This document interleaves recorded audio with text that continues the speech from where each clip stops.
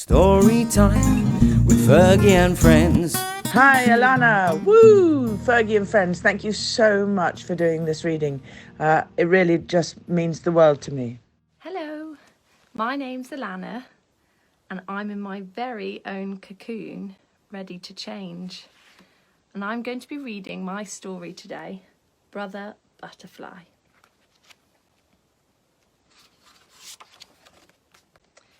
Caterpillars, Percy and Charlie were brothers and the best of friends.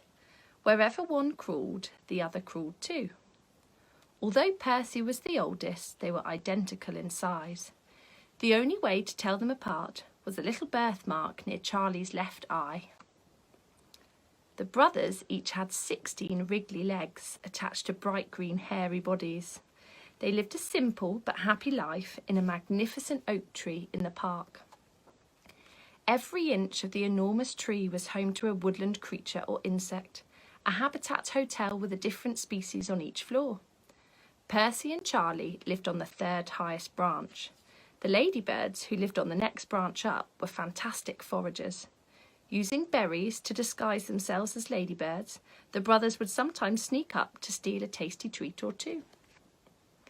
One day, Percy and Charlie noticed a circle of worried-looking caterpillars at the end of their branch. As they crept closer, they realised the large round caterpillar in the middle of the huddle was their cousin Rupert, and he was 3 times his normal size. Rupert was surrounded by food. His cheeks were rounded but pale, and he looked afraid. "I'm a mess," mumbled Rupert through a mouthful of berries. "I can't sleep and I can't stop eating. What's happening to me?" One of the other caterpillars whispered, "It could be the change. I heard my uncle talking about it once, but before I could ask him any more, he vanished." Charlie was terrified and clung to his brother. While they tossed and turned that night beneath a blanket of stars, Rupert disappeared, leaving behind nothing but apple pips. "Perhaps he's gone on holiday," suggested Percy the next morning, feeling hopeful. He didn't want his little brother to worry. Charlie was not convinced. His nervous tummy fluttered. More and more caterpillars vanished over the next few nights. Their bustling oak tree was soon home to just 6 caterpillars. Charlie's tummy churned more than ever. "I'm scared," whimpered Charlie, cuddling against Percy's side. "I don't want to change like the others." "It's just a story, Charlie. It's nothing to worry about. We'll be fine," Percy reassured him. He tried to sound convincing, but he was also starting to feel strange. It wasn't long before the overwhelming urge to eat took over. Just like Rupert, Percy began to shovel scoops of food into his cheeks. Before he'd finished breakfast, he was moving on to lunch, his tummy growing rounder by the minute. "Please stop, Percy," Charlie begged. A week later, only Percy, Charlie, and one other caterpillar remained. Their branch was eerily quiet. Charlie asked some of the nocturnal creatures if they had seen anything suspicious at night, but not even the owls with the wide, glowing eyes could help him. Charlie decided to keep watch that evening. He placed an acorn cup on his head as a helmet and guarded his brother. "I won't let you disappear," he promised. "I won't let it get you. I'm going to stay awake all night." Charlie marched up and down with his eyes fixed on Percy, whose cheeks were as white as May blossom. But before long, his feet ached, his eyes felt heavy, and he fell fast asleep. When sunlight burst through the gaps in the leaves, Charlie nervously opened his eyes. There was no sign of Percy or the other caterpillar. Charlie was completely alone. Charlie scoured the branches, sobbing and calling out Percy's name.